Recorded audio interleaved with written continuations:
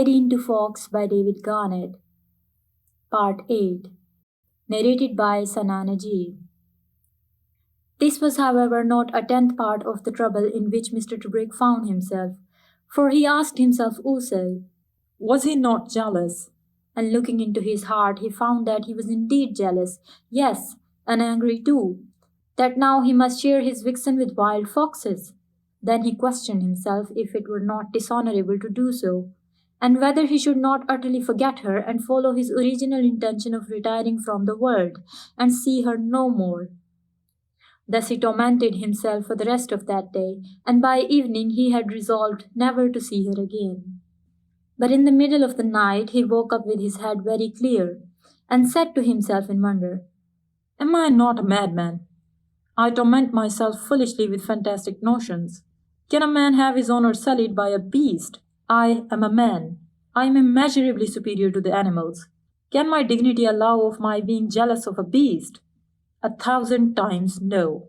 Were I to lust after a vixen, I were a criminal indeed. I can be happy in seeing my vixen, for I love her, but she does right to be happy according to the laws of her being." Lastly, he said to himself what was, he felt, the truth of this whole matter. "When I am with her, I am happy. But now I distort what is simple and drive myself crazy with false reasoning upon it." Yet before he slept again he prayed. But though he had thought first to pray for guidance, in reality he prayed only that on the morrow he would see his vixen again, and that God would preserve her, and her cubs too, from all dangers, and would allow him to see them often, so that he might come to love them for her sake as if he were their father, and that if this were a sin he might be forgiven, for he sinned in ignorance. The next day or two he saw vixen and cubs again, though his visits were cut shorter, and these visits gave him such an innocent pleasure that very soon his notions of honor, duty, and so on were entirely forgotten, and his jealousy lulled asleep. One day he tried taking with him the stereoscope and a pack of cards, but though his Sylvia was affectionate and amiable enough to let him put the stereoscope over her muzzle, yet she would not look through it, but kept turning her head to lick his hand, and it was plain to him that now she had quite forgotten the use of the instrument. It was the same too with the cards, for with them she was pleased enough, but only delighting to bite at them, and flip them about with her paws, and never considering for a moment whether they were diamonds or clubs or hearts, or whether the card was an ace or not. So it was evident that she had forgotten the nature of cards too. Thereafter he only brought them things which she could better enjoy, that is sugar, grapes, raisins, and butcher's meat. By and by, as the summer wore on, the cubs came to know him, and he them, so that he was able to tell them easily apart, and then he christened them. For this purpose he brought a little bowl of water, sprinkled them as if in baptism, and told them he was their godfather, and gave each of them a name, calling them Sorrel, Casper, Selwyn, Esther, and Angelica. Sorrel was a clumsy little beast of a cheery and indeed puppish disposition. Casper was fierce, the largest of the five. Even in his play he would always bite, and gave his godfather many a sharp nip as time went on. Esther was of a dark complexion, and a true brunette, and very sturdy. Angelica, the brightest red, and the most exactly like her mother, while Selwyn was the smallest cub of a very prying, inquisitive, and cunning temper, but delicate and undersized. Thus Mr. Tubrick had a whole family now to occupy him, and, indeed, came to love them with very much of a father's love and partiality. His favourite was Angelica, who reminded him so much of her mother in her pretty ways, because of the gentleness which was lacking in the others, even in their play. After her in his affections came Selwyn, whom he soon saw was the most intelligent of the whole litter. Indeed, he was so much more quick-witted than the rest that Mr. Tubrick was led into speculating as to whether he has not inherited something of the human from his dam. Thus very early he learned to know his name, and would come when he was called. And what was stranger still, he learnt the names of his brothers and sisters before they came to do so themselves. Besides all this, he was something of a young philosopher, for though his brother Caspar tyrannized over him, he put up with it all with an unruffled temper. He was not, however, above playing tricks on others, and one day when Mr. Trubrick was by, he made believe that there was a mouse in a hole some little way off. Very soon he was joined by Sorrel, and presently by Caspar and Esther. When he had got them all digging, it was easy for him to slip away, and then he came to his godfather with a sly look, sat down before him, and smiled, and then jerked his head over towards the others and smiled again, and wrinkled his brows so that Mr. Druick knew, as well as if he had spoken that the youngster was saying, "Have I not made fools of them all?"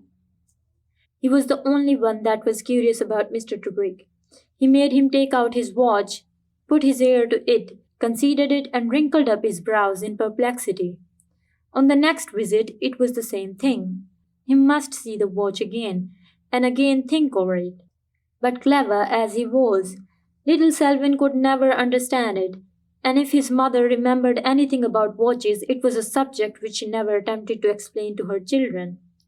One day Mr. Trubrick left the earth as usual and ran down the slope to the road, when he was surprised to find a carriage waiting before his house, and a coachman walking about near his gate. Mr. Trubrick went in and found that his visitor was waiting for him. It was his wife's uncle.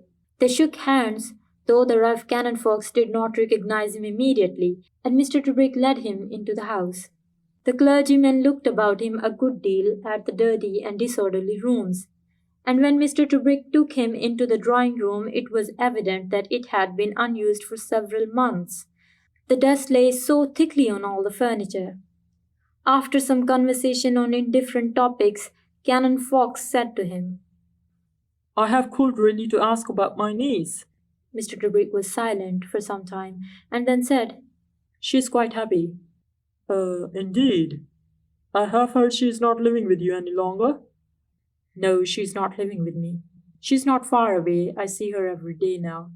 "Indeed. Where does she live?" "In the woods with her children. I ought to tell you that she has changed her shape. She is a fox." The rough Canon Fox got up.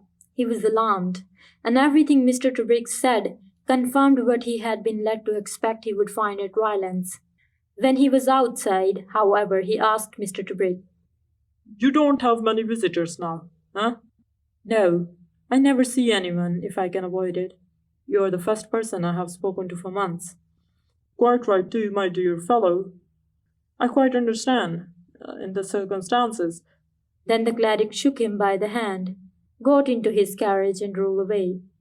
"At any rate," he said to himself, "there will be no scandal." He was relieved also because Mr. Trubrick had said nothing about going abroad to disseminate the gospel. Canon Fox had been alarmed by the letter, had not answered it, and thought that it was always better to let things be, and never to refer to anything unpleasant. He did not at all want to recommend Mr. Trubrick to the Bible Society if he were mad. His eccentricities would never be noticed at Stoker. Besides that, Mr. Trubrick had said he was happy. He was sorry for Mr. Trubrick too, and he said to himself that the queer girl, his niece, must have married him because he was the first man she had met. He reflected also that he was never likely to see her again, and said aloud when he has driven some little way, "Not an affectionate disposition." Then to his coachman, "No, that's all right. Drive on, Hopkins." When Mr. Trubrick was alone, he rejoiced exceedingly in his solitary life. He understood, or so he fancied, what it was to be happy, and that he had found complete happiness now, living from day to day, careless of the future, surrounded every morning by playful and affectionate little creatures whom he loved tenderly, and sitting beside their mother, whose simple happiness was the source of his own. "True happiness," he said to himself, "is to be found in bestowing love.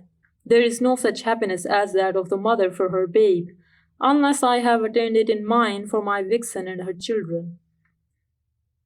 With these feelings he waited impatiently for the hour on the morrow when he might hasten to them once more.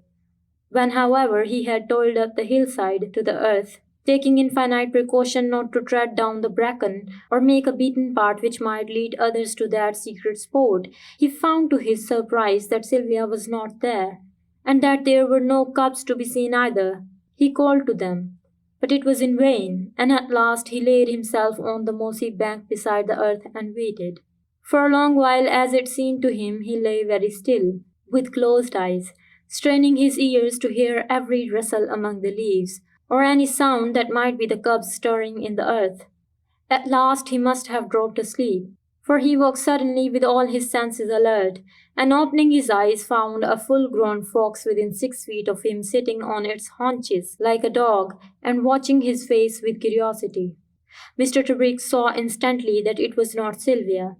When he moved, the fox got up and shifted his eyes, but still stood his ground, and Mr. Tebrick recognized him then for the dog fox he had seen once before carrying a hare. It was the same dark beast, with a large white tag to his brush.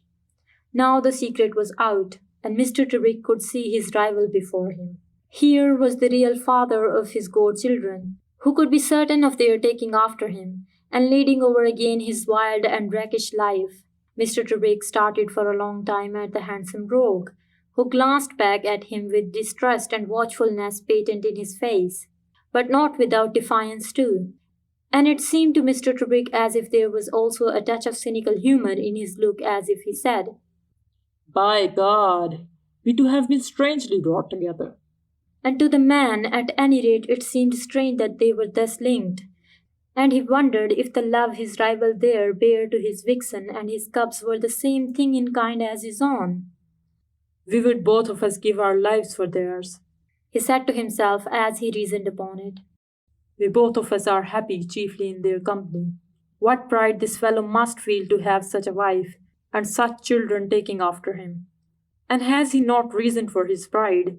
He lives in a world where he is beast with 1,000 dangers. For half the year he is hunted, everywhere dogs pursue him, men lay traps for him or menace him. He owes nothing to another. But he did not speak, knowing that his words would only alarm the fox. Then in a few minutes he saw the dog fox look over his shoulder, and then he trotted off as lightly as a gossamer wail blown in the wind. In a minute or two more, back he comes with his vixen and the cubs all round him. Seeing the dog fox thus surrounded by vixen and cubs was too much for Mr. Tebrick. In spite of all his philosophy, a pang of jealousy shot through him. He could see that Sylvia had been hunting with her cubs, and also she had forgotten that he would come that morning, for she started when she saw him, and though she carelessly licked his hand, he could see that her thoughts were not with him. Very soon she led her cubs into the earth, the dog fox had vanished, and Mr. Tebrick was again alone. He did not wait longer, but went home. Now was his peace of mind all gone.